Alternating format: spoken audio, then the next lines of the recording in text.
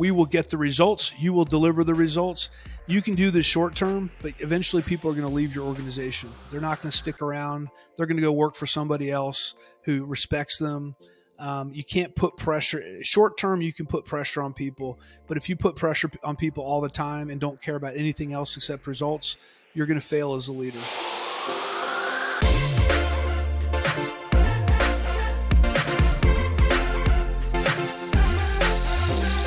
This is my conversation with Dan Cockerell. Dan's a retired 26-year Walt Disney Company VP who now owns Cockerell Consulting Group with his wife Valerie. What's the least understood and most overlooked leadership skill there is? It's accountability. It's the skill that all leaders find the hardest to master, often because they've never been taught. Today, we get down and dirty into the skill of accountability.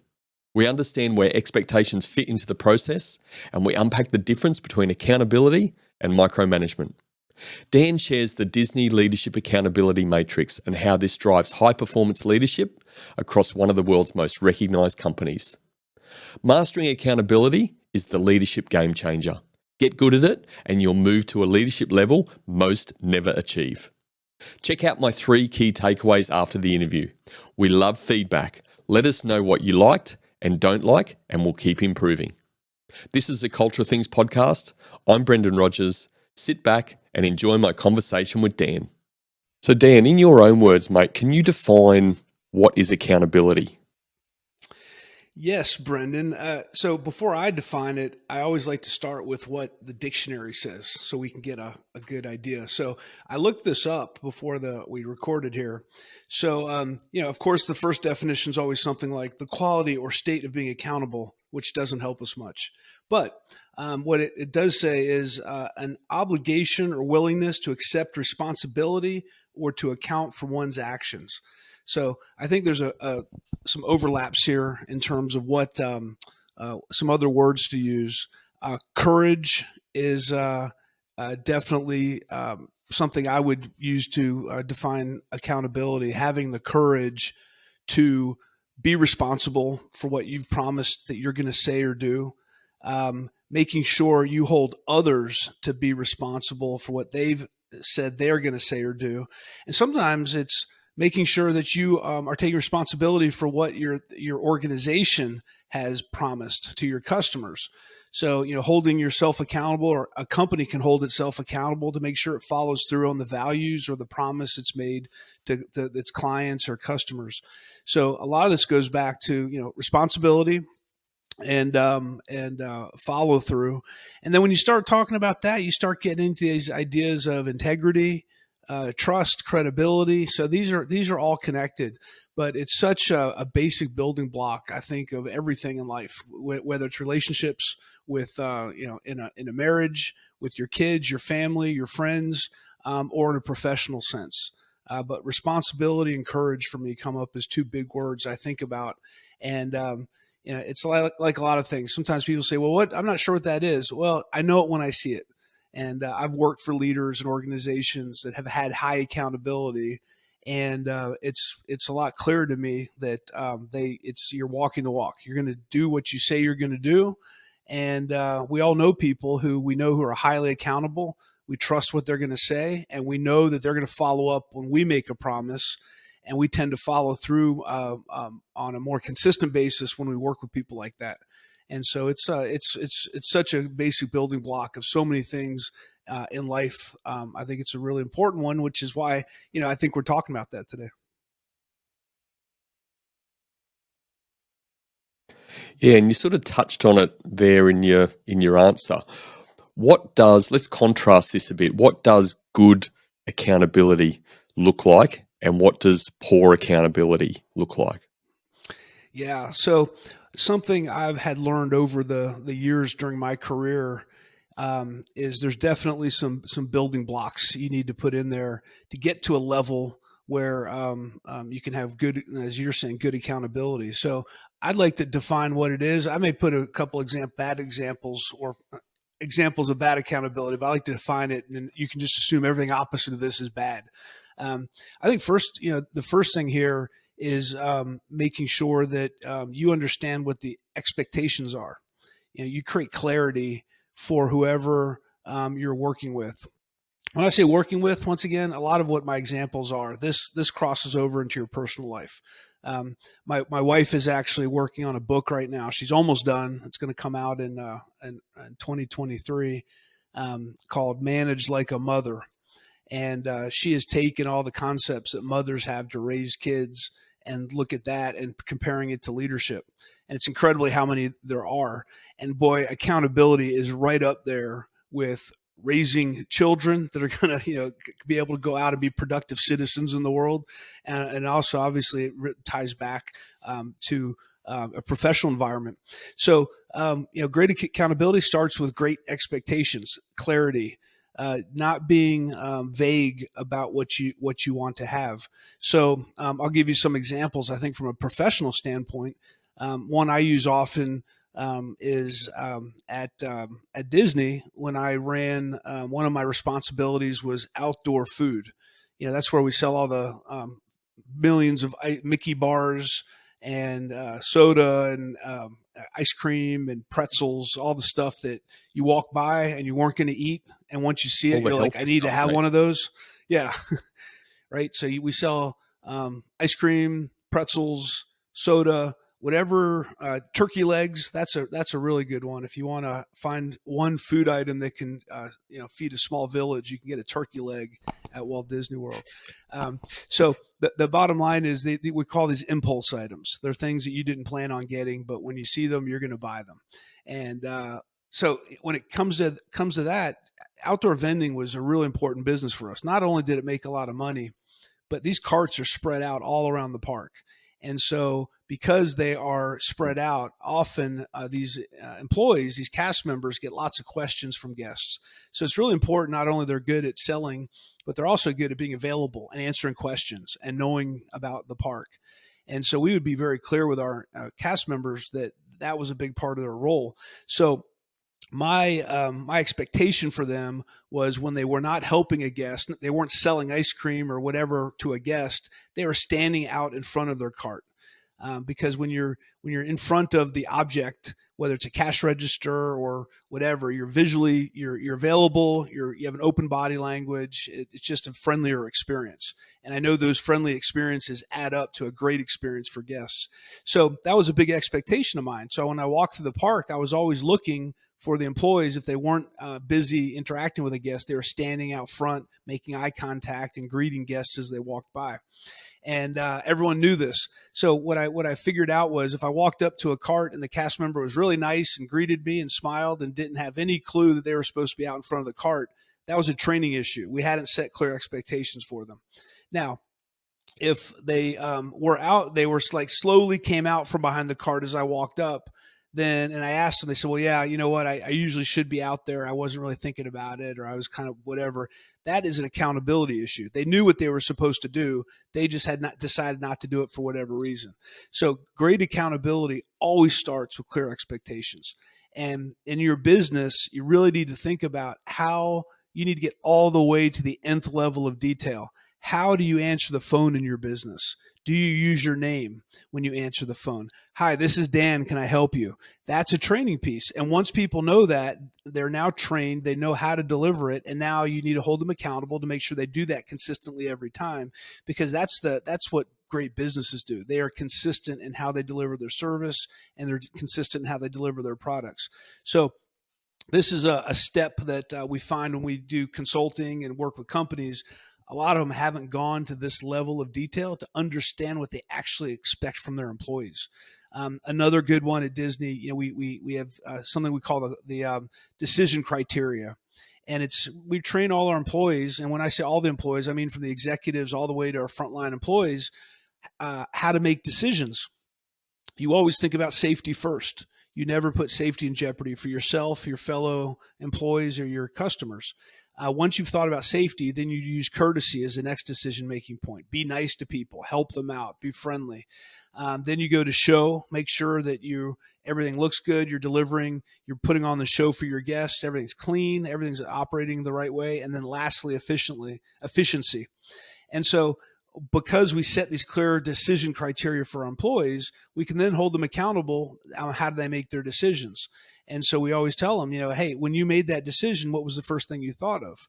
Well, and if the answer is not safety, well, let's talk about that. And then that accountability happens. The accountability could be a reinforcement of the training. The accountability could be, we talked about this last week. This is the second time this has happened. I really want to make sure you understand. We're going to retrain you. The accountability could be, this is the fifth time we've talked about it, and you're now going to get a reprimand for this.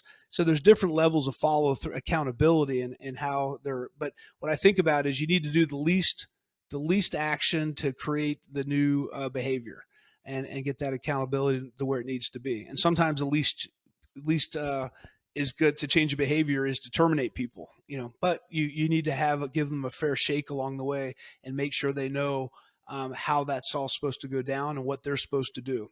And I think a lot of leaders try to hold people accountable who haven't been given the right training, haven't had the expectations set. And that's just a recipe for disaster. So clear expectations is number one. And then being really good at correcting behavior. When you're holding someone accountable, you are not judging them as a person. You're judging the behavior. And that's what you want to get to. So sometimes you're going to have a positive accountability. You're going to give them a handshake, a pat on the back. You're going to give them a thank you card. You're going to give them a bonus. You're going to do something really positive to reinforce that behavior, or you're going to coach them and make sure you reinforce it, but you're going to do it in a way that's very professional, and is focused on getting to the mission, whatever your mission is. And once again, your mission may be raising your kids and holding them accountable to these behaviors, but you can't be scared to have those conversations and constantly reinforce them, because if you don't, once again, you're not going to get the kind of results you think you need. So once again, great accountability is crystal clear expectations and consistent follow-up to make sure people are held accountable for that. I've worked for leaders, and I think we all have. They ask you to do something and they never ask about it again, and I think that's a dangerous way to lead an organization. I like the idea of trust and follow through, trust and inspect. I'm going to trust you, but I'm going to verify that what I asked you to do is actually getting done. And that is accountability, and that's an organizational issue. So great accountability also, the leaders who have it are very organized, and they know exactly what they've requested. They know what deadlines they've given people. They give clear deadlines. They don't tell people as soon as possible. They don't tell them at your earliest convenience. They give them a date and a time and agree on that with the person. And then the accountability goes up dramatically because, once again, you set clear expectations on what you need as a leader. You talk about it so confidently, and I have to say, even listening to you, it sounds so simple, but we know that a lot of leaders out there are very challenged by this skill called accountability. Why is that so? Well, I think one is they may be afraid or uncomfortable, and they want to, they don't want to make people feel uncomfortable. They want to have a good relationship with people, so they don't want to say anything that may be contradictory to making people, loss of morale. But when I was that, I think that's a misnomer. I think that's a big mistake by leaders. You can't be afraid of this. And one of I used to, when I ran the All-Star Resort, it was a 6,000 room hotel. And so you can imagine housekeeping was a big deal. When you have 6,000 rooms, accountability is a big driver of the success of that hotel, because as I like to do the math, 1% of 6,000 is 60. And so if you clean your hotel at 99%, which sounds pretty good, you're still going to have 60 dirty rooms, which is not very good when you have people paying, top dollar to come on their dream vacation. So I would talk to the housekeepers about their leadership. I was always interested in how our leaders were doing their jobs, and I'd talk to them. The phrase I loved to hear, I knew a leader was doing a really great job because I would consistently hear, my leader is firm and fair. You know what? They are firm about what their expectations are. Firm meant they hold me accountable, and fair meant they do it in the right way. They know who I am, and they don't take things for granted. They have all the facts, firm and fair. And so I think a lot of times, leaders are afraid of being firm. And that's, once again, I'll go back to this parenting thing. Usually in a couple, there's one of the parents or both sometimes that are uncomfortable holding their kids accountable because they say, well, if I do that and I'm too mean, they're not going to love me. They're not, you know what? Your kids up until they're like 18 years old should not love you. they should, they should be, you should not be the favorite person in their life. Now, I say that sort of tongue in cheek, but the bottom line is if you want to, raise kids the right way or get an organization to deliver, you have to have those uncomfortable conversations. And if detail is important to you, you need to hold people accountable at detail. And the people who don't want to do that will talk themselves out of it and say, well, I don't want to nitpick. This person's job is too hard already. I don't want to have to give them another piece of feedback on something. It looks like it's just me picking on them. But once again, at the end of the day, if you are going to help them in their careers get better, you got to hold them accountable. So once again, I think a big part of this is fear. People don't feel comfortable doing it. They don't know how to do it. And what I've always told my teams for many years is there's a lot of things you may not know how to do. You got to start practicing. I think we want to do it perfectly the first time. You don't do anything perfectly the first time. You got to practice. And the more you provide feedback, the better you get at doing it. Your phrases get better. How you respond to the reactions that come back your way, you get better at that. So even if you're scared of doing this or you don't feel comfortable, you got to get started and you got to start practicing. And if you can do that, like I said, you'll get really good at this. You get good at the things you practice doing. And if you can't get your team to deliver the mission of your organization, you're going to have a really hard time as a leader because you're not going to have any credibility to be able to change their behaviors. So get rid of that fear. And secondly, get organized. Get organized. Make sure you're out. If you're not out with your employees, you can't hold them accountable. If you're not observing their performance and if you don't know what's going on, then you can't, get involved with that. So accountability means I'm going to go out like I did when I was working Disney. I'll go walk the park every day because I want to hold my team accountable to delivering a great experience. So I need to be out there with them. If I ask you to give me a report by next Friday, if I don't get it by next Friday at 5:00, someone's calling you to find out where that report is. If I don't say anything, you're going to say, well, I guess he forgot, maybe next time, and you don't follow through. Once again, it's like kids. Well, they told me to go to bed and they didn't tell me again. So I guess I'll just stay up and see what happens. So it becomes a little repetitive, but once again, get organized, remember what expectations you've set, follow through on them. And if you don't like to do that, then once again, don't become a leader. And secondly, start practicing and get more comfortable with this because you'll get much better results in your professional career if you can have these difficult conversations. Dan, how is micromanagement different, if it is different, to accountability? Yeah, man, fantastic question. So micromanagement is, in my opinion, I'm constantly um, flying really low, telling you how to do your job. I'm constantly making those corrections and how to get there. Um, I think from an accountability standpoint is I train you, I set clear expectations, and then I take a step back and I let you do your job. I let you be who you are. I let you find different paths, different ways to get there. I'll go back to my ice cream cart example because it's such a a simple one for me. If I have an employee that says, you know what, I don't We can all feel relate to it. comfortable. Yeah, I don't feel comfortable standing out in front of my cart because what if I get a question that I don't know the answer to? I'm afraid I'm not going to have the right answer. Well, let me train you on that. Let me give you the materials you need. This is something you have or you can put in your pocket. We're going to make sure you have a phone nearby to be able to ask the question if someone asks you something. So you give that training over time, and then you teach them how to do it. And if I'm micromanaging, I'm going to be out there at your ice cream cart standing right next to you. And when guests walk up, I'll start answering the questions on your behalf because I want you to show you how it's done. And I'm not going to ever give you any runway to do it on your own. So I used to be very clear with my team. I said, when I go out in the park and I walk around and I take pictures of things, chips of paint, or maybe employees not interacting at the level they should be, or something that isn't working. Or on the other hand, I give you, examples of little things that are really positive. All the light bulbs are working. The background music is in play. The area was really clean. Um, You may say, well, as the vice president of the theme park, why would you be doing that? That seems nitpicky. It seems like micromanaging. And I said, well, micromanaging would be I'd be out here at your side all the time. I'm not out there by your side, but attention to detail is important.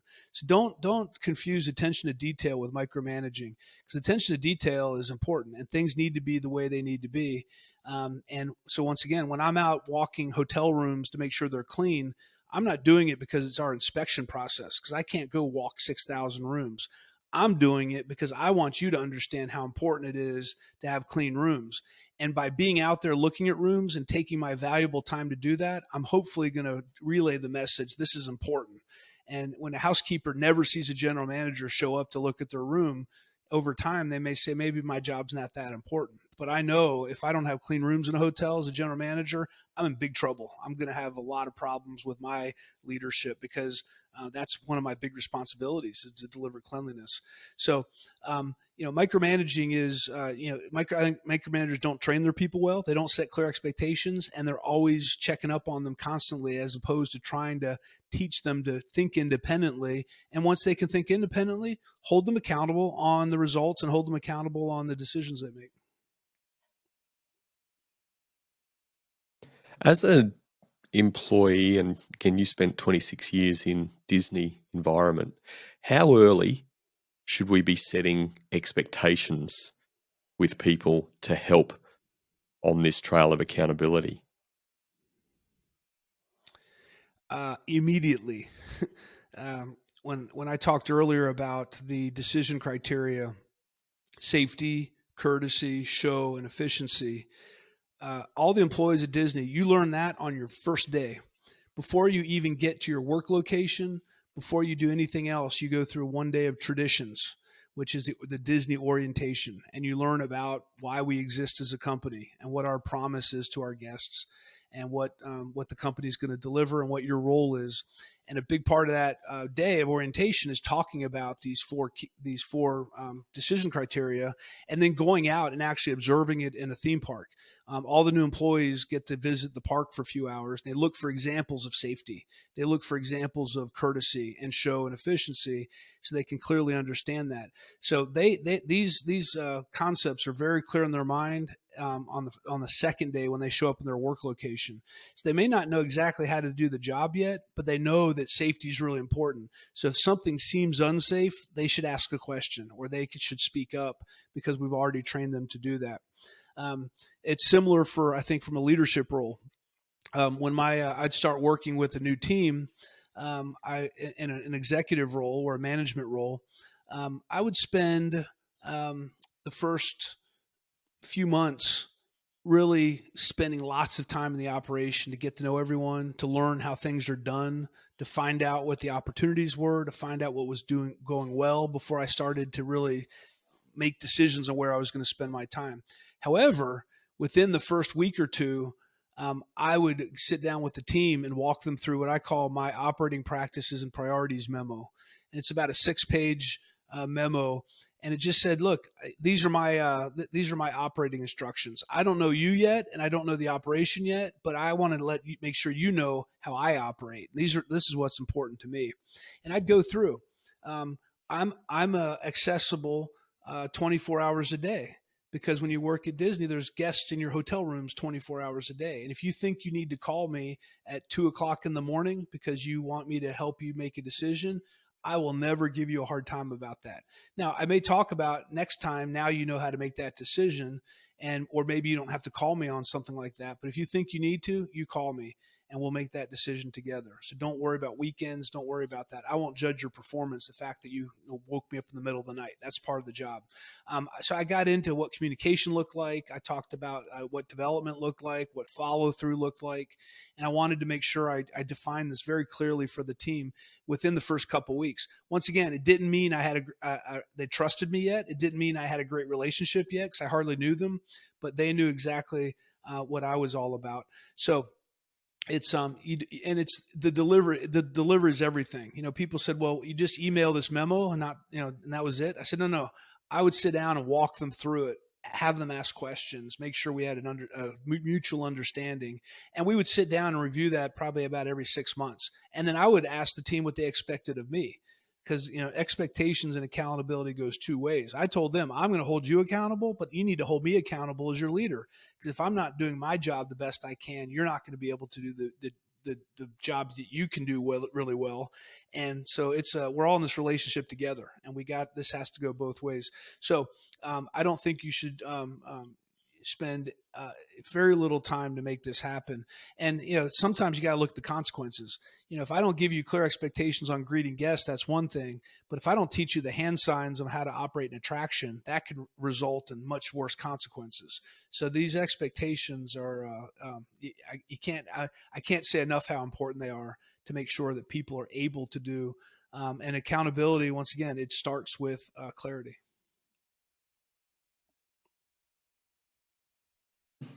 And mate, can you think of a time in your history of working at Disney where a cast member that you've led has had an accountability conversation with you?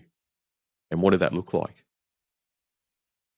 Yeah, as the employee or as the leader?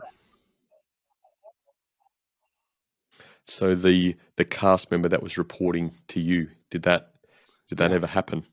And if so, what did it look like? Absolutely. So I had an executive reporting to me at one of my roles at Disney, and communication was something that was a big deal to me. So what I learned is if you have great clarity around how you communicate as a team and how you receive information as a leader, you're going to have all the facts you need to make decisions, and you're going to be able to run your business better. And so I had an expectation with my team that every Friday I wanted a one-page update from each of my general managers. And that update would provide three things. What are things that you think I need to know to be able to do my job better? Because I can't know everything that every general manager is doing in their business. There's lots of stuff I don't need to know. But what I'd ask them to use their common sense. What are the things you think I need to know to be able to make better decisions and run this park? What are the things you're working on or thinking about that I can help you with, that you're going to improve and make better along the way? And lastly, what are some great things you did this week that I don't know about? I'm giving you permission to brag, because I don't know all the great stuff you're doing either. And I want to make sure you get credit for all this great stuff you are doing. So put that in this report. The irony is I'm going to take it at the end of the year and tell you all the great things you did. And who provided that information? You did. It just has to be factual, right? You just don't exaggerate it.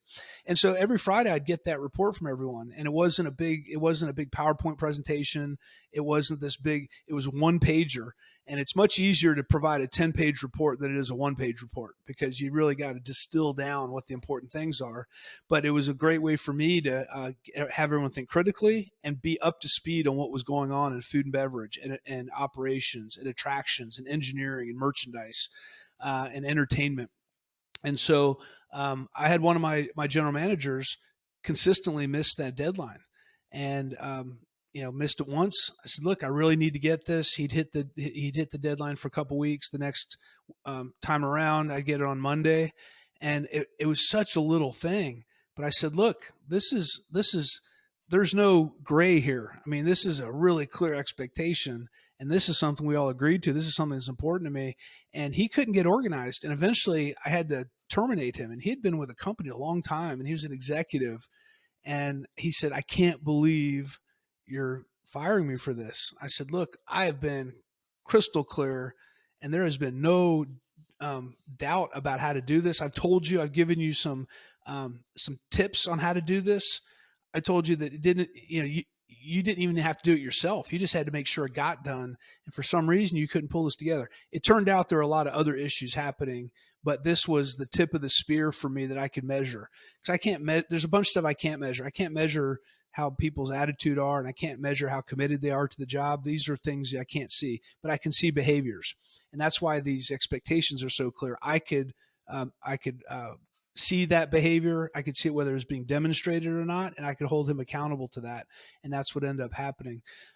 So yeah, it's they're not always happy endings, but once again, as a leader, you have signed up to help the mission of your department, the mission of your division, the mission of your company. And if you aren't holding accountable, you're not doing that. If you're not doing that, you're not doing your job. And so for me, that was often a motivator to make sure I was holding people accountable was, you know what, this isn't comfortable, but if I don't do this, I'm not doing my job. And if I'm not doing my job, that's not good for me. It's not good for my family. So I better find some courage and step up and make sure I have these tough conversations. How long had the chap worked in Disney before that? Decades, 24, 25 years. Just interesting. Is it that, do you know the history of, that person? Has it been an ongoing thing where he's not been held accountable by previous leaders, but then he's got to your area and you're so good at it that he couldn't handle the accountability side? Yeah, like I said, those some other things happening, but to your point, I've seen that happen where, and it's really a disservice if you don't hold your teams accountable, because if you don't hold them accountable, they're going to just believe they're doing the great job, and eventually they're going to discover when they work for someone who does hold them accountable that their bar is really low, and they're going to have to play catch up. It's you see that play out. At least an example I use is in the United States in the school systems.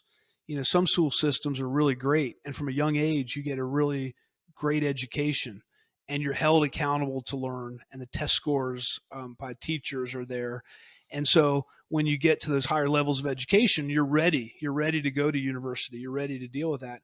And some school districts, their standards are lower. And so when these students get to university level, they really struggle because they've never really been held accountable to perform. They don't know what great it looks like. And so once again, if you're ever afraid to give feedback to someone or hold them accountable, just think to yourself, not only is it my job, but if I don't do this for them, I'm not training them. I'm not making them better. And in a lot of cases, people want to get better. They want to, have a better career. They want to be promoted eventually, maybe make more money. And if you don't hold them accountable, they're not going to be able to do that because you're not giving them an opportunity to change that behavior. Once again, it's like, go back to kids.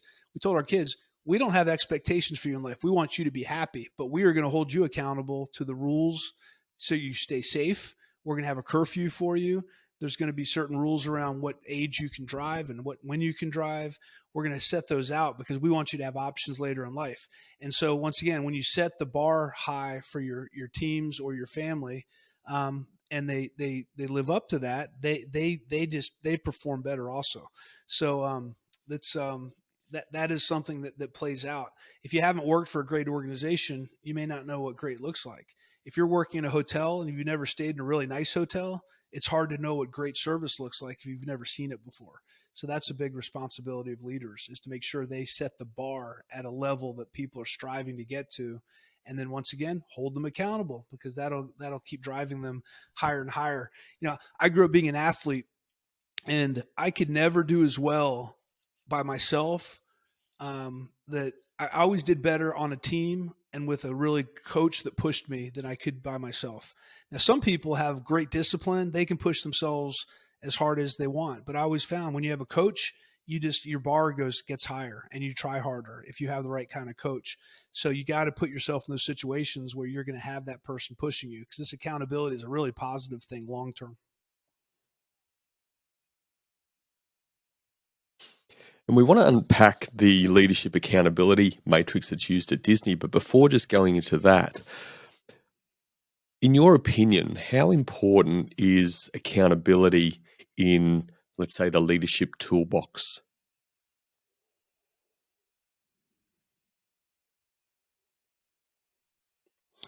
For me, it kind of all starts there. I mean, there's a lot of overlaps of what you could debate, and people have been debating for hundreds of years what the most important leadership traits are. And I don't think there's just one that is number one, but this accountability is up there, because accountability, like I said, for me means courage. And without courage, nothing happens. Without courage, we don't take risks. Without courage, we don't step forward and lead. Without courage, we don't make mistakes, because if you don't have courage, you're never going to put yourself in a situation where you can fail. So I think it's a really big one. The problem with it, well, the problem with it, here's what I always saw, and I'll give you two examples.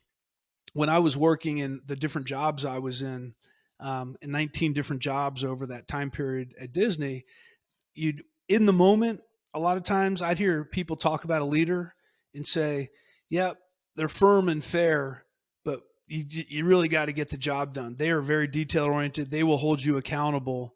You got to make sure you get things in on time. They don't mess around." And it was kind of almost like a negative thing.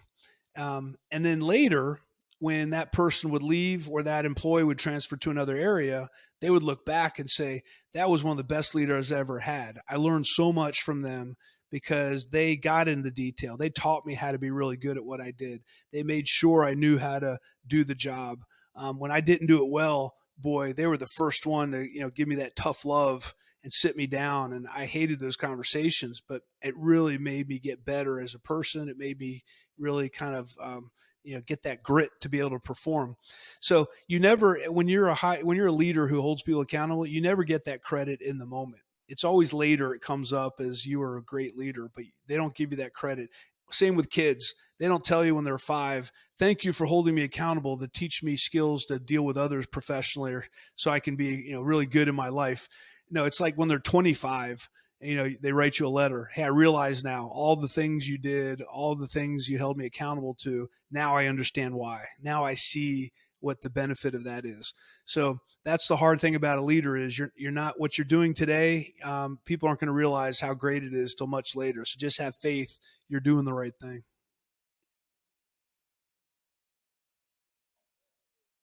Tell us about the leadership accountability matrix. Give us some context first of how this was embedded and how it was utilized in the Disney organization. Sure. This was back in the late 80s, early 90s. There was a change happening. And for many years, companies, accountability, if you talk to a leader about accountability, it was about, do you get the results? Do you deliver? Do you hit your budgets? Do you manage your labor hours? Do you hit your sales numbers?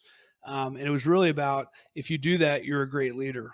And as culture changed, people started to realize, I don't want to work in a place that's just about that. I want to be human. I don't want to just be, it was a very tough environment, and no one really cared about how you got things done. They didn't care about whether you liked working there or not. They said, you're hired here. You're lucky to have a job working here, and that's the way things are. And employees started to realize, first of all, I don't want to work in a place like that. And employers started to realize, if you start to get people's compliance versus their commitment, you're not going to get all the value out of employees, because you can lead with compliance. I'm going to make you comply, because I'm going to put rules in place. I'm going to put measurement systems in place to make sure that I'm holding you accountable for everything you do, versus explaining to you why it's so important to do a great job and get you committed to the job and wanting to do better. That's always the best way in leadership, is if you can get your teams to want to perform, because they understand their mission. They understand how important they are. So Disney recognized this and started a major change, which said, moving forward, we are still going to expect you to deliver the results. However, we're also going to hold you accountable on how you deliver the results. There's going to be certain behaviors that are going to become unacceptable, and certain behaviors that you need to use to get those results. And so, like everything in life, you can put lots of things on a 4-quadrant matrix. And so we had leaders who were not getting results, and we had leaders who were getting really great results, because they'd run through a wall. They would just leave dead bodies by the side of the road. Whatever it took to get the mission, they didn't care. They were going to get it done. And then on the other axis, you had leaders who weren't getting results, but they were really nice leaders. People loved working for them. They connected. They had great relationship skills, and people like working with them. And then you had other leaders, like is in every organization. They didn't have good personal skills. They didn't get to know their people. They weren't interested in getting to know their people. They didn't have a good way about them. They didn't build relationships. They just didn't know how to have that one-on-one. And so we started to train everyone. We said, okay, you're in one of these boxes. Either today you're not getting the results and you're not treating people right. You got to change tomorrow because there's no place for you in this organization. Now, some of you are getting the results today, and we've been asking you to get the results for years, and you're doing that, but we need you to change the way you're doing that. And so we're going to hold you accountable to how you talk to people, and we're going to put a 360-degree survey in place. That had never been done at Disney before the early 90s. That wasn't a thing. And so people had no idea what their direct reports thought about them. They had no idea what their peers thought about them. And we did that survey. That's an accountability tool. We're going to measure the attitudes of your employees and how they think you're leading them. And boy, there was a lot of tears shed and a lot of worries because people didn't realize, or they realized but had never been held accountable to treating people with respect. Then we had other leaders. They were great leaders. They were treating people the right way, but they just didn't have the business savvy. They didn't have the courage to hold people accountable. And they had an opportunity also to sort of get their performance up. And this didn't happen overnight. This happened over a few years. And then, the promised land, the place you want to be is I get results and I get it in a respectful way. And I get it in a way that is treats people the right way. It's done in a way that's human. I build relationships over time. I get people to be committed to their jobs, and I'm able to get results. And doing both of those things is really hard because you've been in jobs before. Hey, I don't care how you do this. Just make sure you hit your budget this month. It's like, wow, you're just inviting me to have bad behaviors or do something that may not even be honest if that's all you care about. So sometimes you'd say, look, I wasn't able to get to the target, but because I wasn't going to have my team work 80 hours a week, I just didn't feel like, and that's where you start to have those conversations. So I think that accountability matrix, accountability model, it's a great way to think about things. Are you getting the results that you expect? And are you holding yourself and your teams accountable to the behaviors that they're using to get those results? And doing one is, I'm not going to say easy, but you can do one. Doing both is really hard, but that's what great organizations do. They're able to get both of those results. And you gave a little bit of insight around where somebody may be focused on the results and really good at getting results, but their team doesn't really like them so much, or they're disrespectful to people maybe. How do you, Right. what does the coaching session, what does the movement look like? What does the action look like from a leader to move someone from actually being pretty good with people and they've got a high level of respect as a person and their character, but they're not achieving the results? Yeah, that's all these. I think when you start looking at them, there are assessments, there's feedback you can get. So once again, if I'm going to give people clarity and clear expectations, I have to tell them what they need to improve upon. So if I have a leader who is out there, I talk to their team. We love our leader. He or she is always out there with us, gives us feedback. We really, but I'm seeing that their room cleanliness scores are lower than their peer group, or I'm seeing that they're not delivering the revenue numbers that they need to be delivering. I start to dig in and figure out what that looks like. And it's because at the end of the day, maybe they're not holding their teams accountable to deliver the results they need to get. So, for example, in food and beverage, in a fast food restaurant at Disney or any food and beverage location that serves fast food, efficiency and speed is really important. I mean, people want good food, but in fast food, you don't want a gourmet meal. And we used to say you want hot food hot and cold food cold, and you want to get out of there fast. That's why you went there. If you wanted a gourmet meal, you wouldn't have gone to a fast food restaurant. And so some of the leaders would say, well, look, you're not, your transactions per hour during your lunch rush are below what the averages of the other fast food locations. So how are you going to improve that? And if they said, well, I tell the cast members, the employees to go faster, but I can't make them go faster. Well, you know what? You can start to train them, and you can start to find out who the ones who do this faster, and you can start talking to your management team to be out there during lunch and making sure you're coaching the employees and looking at how they're doing these transactions and giving them feedback on their performance. And you can get one of your leaders, just this becomes their full-time job, is to make sure that the transaction speed gets to where it needs to be. And you need to give them the tools to get that done, but you also have to hold them accountable to make sure they get there. And so it becomes these observable behaviors. Sometimes what I found a lot of times is just lack of business acumen. I grew up in this business. I never really got formally trained on how to do some of this. So I don't know what reports I have to print out. I'm not sure what I'm supposed to do. Okay, well, if you have inventory problems in food and beverage, cost of sales problems, I can give you a list of 30 things you can go start looking at tomorrow in your business to make sure that you're hitting your cost of sales. Are you portioning too much fries? If you're selling French fries and you're giving 10 ounces, are you portioning it with 12 ounces? And that's how you're losing out on that 2 ounces of your food costs. Is there theft happening in your organization? Do you have the right processes in place? Do you spend time with the inventory team and make sure that the counts are going correctly? So they may just not be spending the time to get in those details because either they're not organized, doesn't interest them, or they don't know how to do it. And so you can give them that training. And then sometimes the accountability comes, well, I don't feel comfortable telling that manager that they're not doing their job. And a leader is usually not going to tell you that, but you can tell when they just don't feel comfortable. And that's when you have to say, look, I'm going to train you on how to give feedback. And then I'm going to expect you to start doing that very quickly here, because if you can't hold your team accountable, that's going to be a big problem for me because there's results we need to get. So sometimes it was a intellectual, technical knowledge issue, and sometimes it was just an attitude issue. And sometimes you promoted the wrong person, and maybe they didn't belong in that role. And by holding them accountable, you'd figure that out. And it didn't mean you're going to get rid of them. It meant maybe you move them to a job that was going to be more in line with their personality and their skill set. Yeah, so if you look at the accountability matrix here, on the x-axis, or the horizontal axis, is results. Getting low results, poor results, or on the right-hand side, really great results, whatever that is.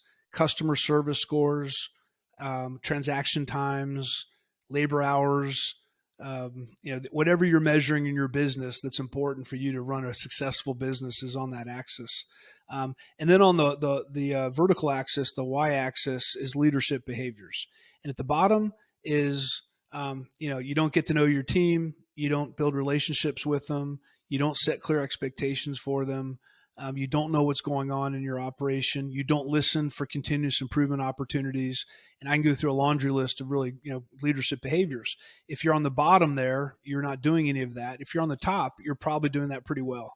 You're pretty motivational. You know your team. You're inspirational. You're giving them feedback on a regular basis. You're recognizing them when it's appropriate.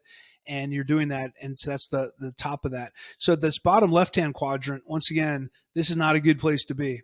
You're not getting results short-term, and long-term, you're not demonstrating the right leadership behaviors to keep your business running. And so you need some immediate changes in both of these quadrants. You need to go figure out how you're going to be more effective in running your business. And then you also have to go get some leadership training to make sure you're going to be more effective leading a team or leading your employees. Now, if you go to the top left-hand box here, you're a great leader. You're interacting with your team. They enjoy working with you. You give them probably too much positive recognition and not a whole bunch of critical feedback. But overall, you're doing well. If you do a leadership survey, they're going to tell you that you're doing really well in that. But you're not getting the results. You're not out there every day pushing the team. Maybe you're not measuring their performance the way you should be. So you got to figure out, we like to talk about KPIs, these key performance indicators. You need to talk to your team and yourself about what are the numbers I'm going to measure myself on. Am I reducing accidents in my location? Am I hitting my cost of sales numbers for food and beverage or merchandise? Am I managing my labor hours the right way? Am I getting great guest scores? or customer service scores. So you got to figure out how to deliver that, but don't change. You're going to have to tweak your leadership behavior, but just you need to be more intentful on what you're looking for. The bottom right-hand quadrant, you are probably Attila the Hun. We will get the results. You will deliver the results. You can do this short term, but eventually people are going to leave your organization. They're not going to stick around. They're going to go work for somebody else who respects them. You can't put pressure. Short term, you can put pressure on people, but if you put pressure on people all the time and don't care about anything else except results, you're going to fail as a leader, especially in today's market. People won't put up for that anymore. My wife and I, Valerie and I, have 3 20-year-olds, and they certainly wouldn't put up with being treated disrespectfully because they can go get 10 other jobs. So you really, if you're in this box, you really have to think about, are you valuing your team, and get some leadership training. And once again, that upper right-hand quadrant, that's where you want to be. You're delivering the right leadership behaviors. Maybe you're making mistakes sometimes, but you're trying to get better. You're trying to learn how to get better and learn and lead better and teach your employees. You're holding them accountable in a very positive way. You're giving them feedback. You're recognizing them when it's appropriate. You're making them feel valuable and listened to, and you're getting great results. And over time, if you have a great leadership style, you will get sustainable results also, without having to strike fear into people. And that's where you want to be. But it doesn't happen overnight. And so that's where over time you got to find the right employees who are going to be able to perform at a high level, but also the ones that you're going to be able to have a professional relationship with. And once again, if you can do both those things, you're going to have a much more fun at work and get much better results and get it in a way that people are really going to appreciate you.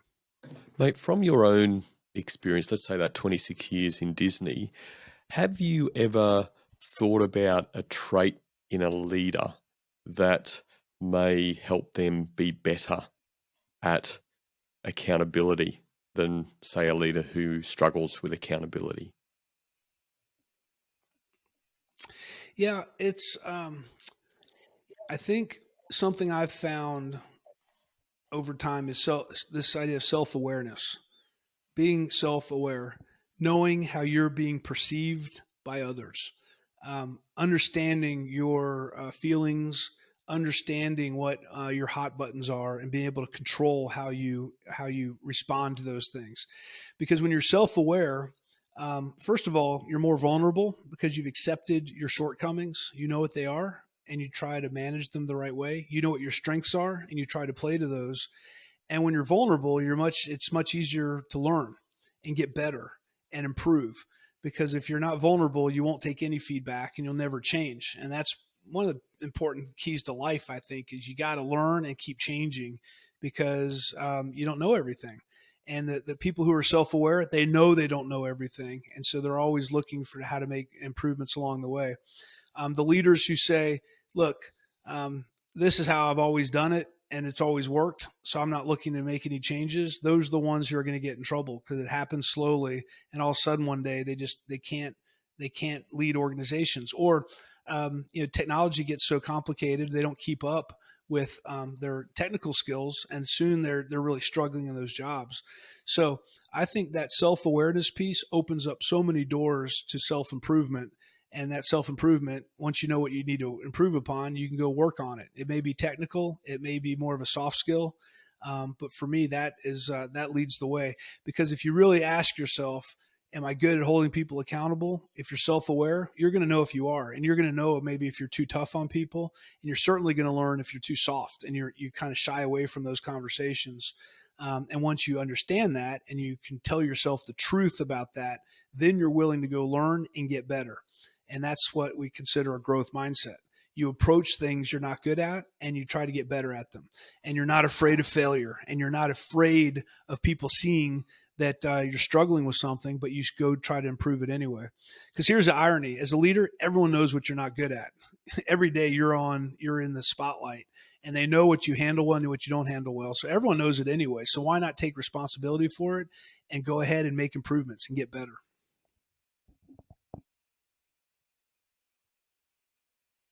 And mate, you're all one of those people also who, through your time at Disney, like you said, you had 19 roles. I think you started off as a car park attendant and moved yourself through to Vice-President of the Magic Kingdom.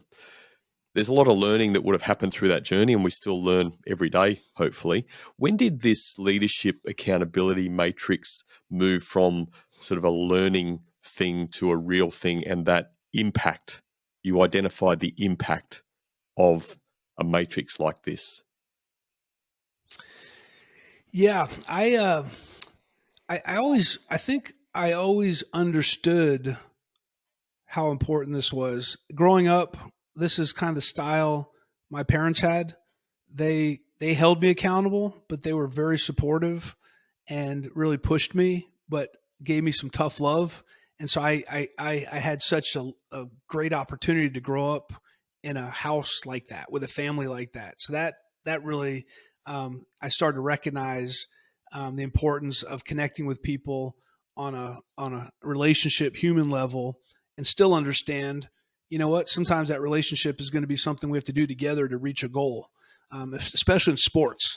You know, playing sports when I was growing up taught me a lot about leadership and a lot about how to have those conversations with some of my teammates, even if they're my friends, to be able to, you know, give tough feedback on how they need to perform better, or they're, you know, become more of a team player, or whatever that feedback was.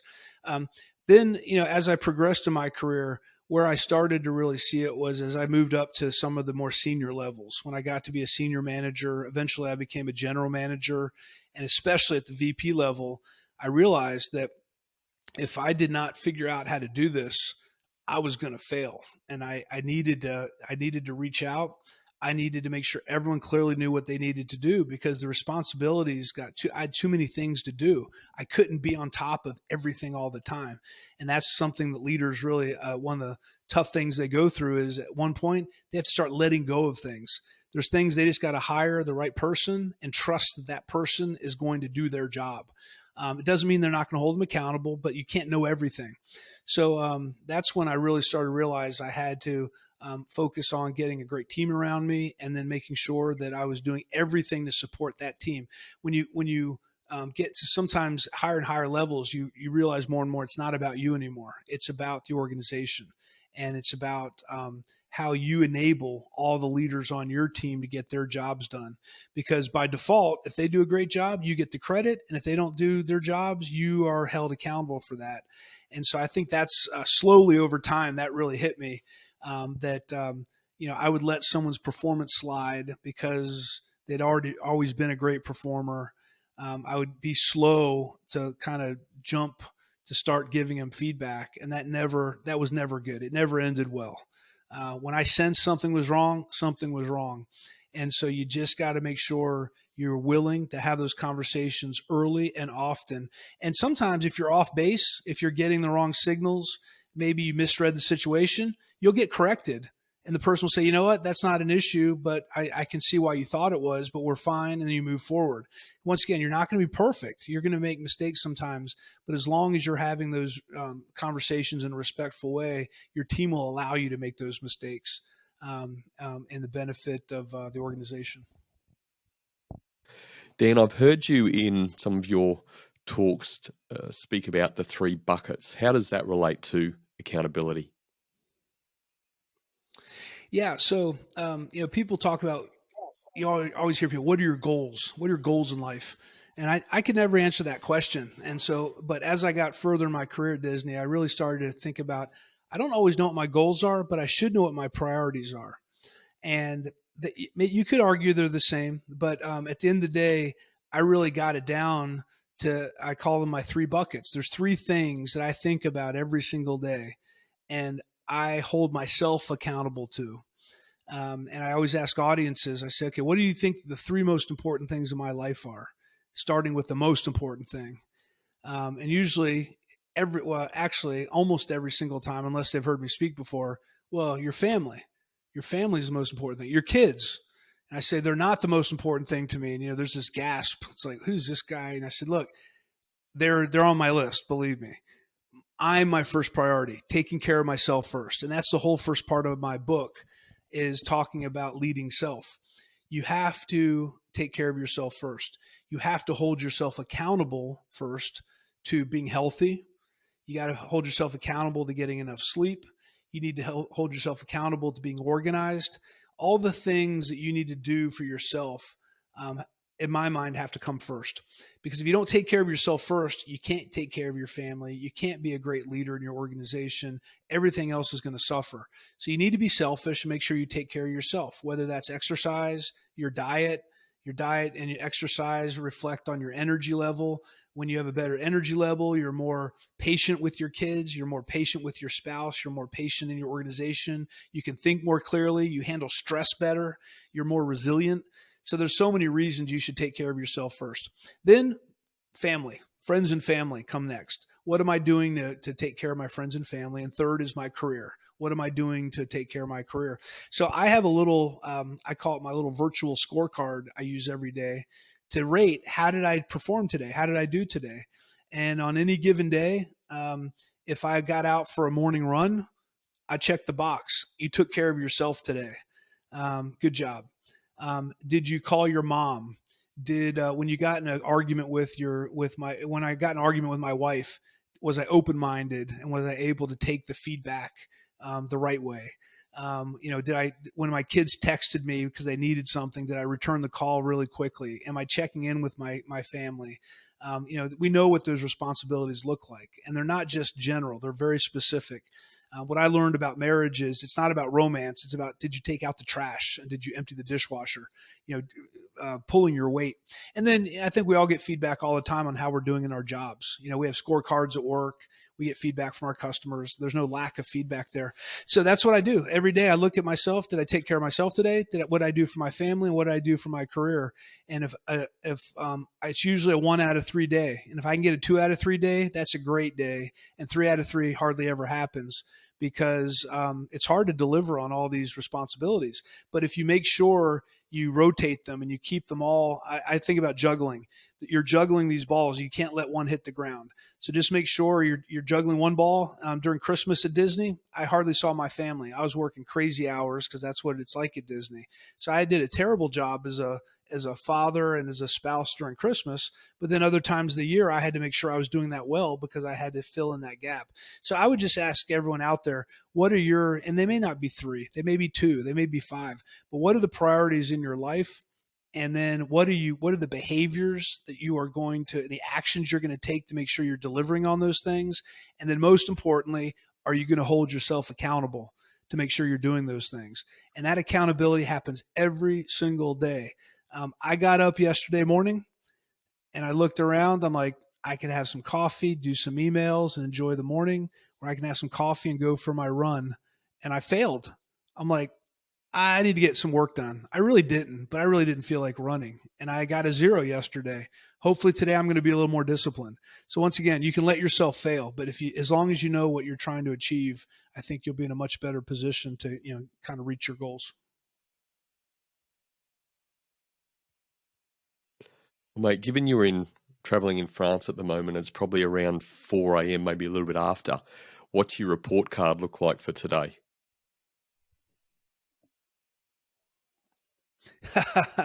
Yeah, the report card for today. Well, I'm going to get a whole bunch of work done today. I don't have anything on my schedule for the rest of the day. So I think I'm going to be pretty productive when it comes to getting ahead on some of the work I have to get done. My wife had told me she wants to do a hike this afternoon. So I think I'm in for that because she wants to do that. So I think I'm going to do pretty well in that category today. And then if this interview went well and we get some good feedback, maybe that'll be a 3 out of 3 day. Maybe one of those, those events that don't happen often are going to come. So we'll see. I think you've done fantastically well, mate. I'm more worried about your sleep, mate. Sleep's so important to looking after self. So you might there you go. I may get a little negative point today on my sleep. Yeah. Possibly, mate. Possibly. I'm sure you'll catch up and our hike will be good. Mate, can you share, to wrap this up, who or what has had the greatest impact on your own leadership journey? Yeah, I think one of the obvious answers, well, maybe not obvious, but like I said, I was very lucky to grow up in a very healthy family environment. And as I get older, I realize not everyone has had that benefit. But my parents have been married for over 50 years, and I'd love to tell you I have some therapy to do because of my relationship with my mom or my dad. But as far as I know, I don't have any hangups. Everything's good. So they've been incredible influence on me, letting me, guiding me, not telling me where to go, but giving me feedback and giving me consequences and explaining me the consequences of my decisions, which has been great. I think the second person is my wife, Valerie. She, my mom remembers when we first started dating. We've been married 29 years, and we first started dating. I'd never dated anyone for more than a few months, and all of a sudden, I was moving to France to open Disneyland Paris, and there was this lady Valerie I was talking about. My mom's like, "Oh, this is different," and she asked me, she goes, "What is it about her? What is it? Because you've never had a long-term relationship with anyone. What is it about Valerie?" And I said, "She makes things happen." And that's what I loved about her. She was action oriented. She was like, made stuff happen. She took initiative and would say, "Hey, we're going here tomorrow. We're doing this." And I really enjoyed that. It got me accountable to get things more done in life. So clearly they've been a huge influence on me. And then I think the other thing, and this is, I think everyone can take away, I've had hundreds of other people's in my life had huge influence on me. Every time I meet someone, I look for, okay, what are the good things about this person? What can I learn, and what can I take away and take a little piece of them and put it in myself, and maybe emulate what they do, emulate how they behave, emulate how they think. And so I've had bosses, employees throughout my whole career that have been role models for me, because everyone is great at something. And once again, if you can be an observer and take those things away, you can let a lot of people impact who you are as a person, and that helps you change also as you move through your life.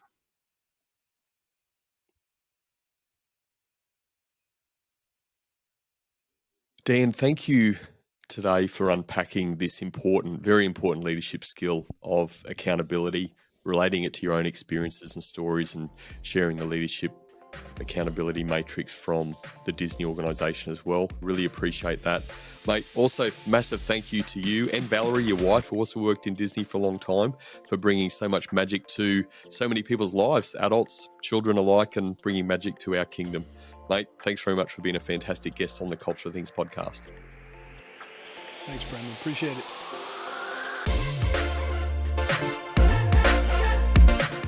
Accountability starts with being clear on your expectations. Without this, it's impossible to follow through on accountability. How can you hold anyone accountable to a behaviour or task if they weren't clear on what was expected? Accountability is one of those most critical skills you can develop as a leader. And to get good at it, you have to practice continuously. Like everything in leadership, it starts with you. What daily actions are you keeping yourself accountable to? These were my 3 key takeaways from my conversation with Dan. My first key takeaway: leaders choose accountability over popularity. Leadership isn't a popularity contest. It's about helping your team achieve results. You need to be firm about your expectations and fair in the way you treat people. Choosing accountability over popularity is true leadership. My second key takeaway: leaders do Gemba walks. Gemba is a Japanese term meaning the real place. Leaders will take time every day to go and see the real workplace, ask questions, build relationships, and find opportunities for improvement. Leaders know the value of going to the Gemba. My third key takeaway: leaders choose commitment over compliance. Compliance will get results, but it's fear leadership. If you explain why something's important, build relationships, and ask questions to seek input, you'll get commitment. This will achieve long-term results and is why true leaders choose commitment over compliance. So in summary, my 3 key takeaways were: leaders choose accountability over popularity, leaders do Gemba walks, and leaders choose commitment over compliance. What were your key takeaways from the interview? Let me know at thecultureofthings.com, on YouTube, or via our socials. Thanks for joining me, and remember, the best outcome is on the other side of a genuine conversation.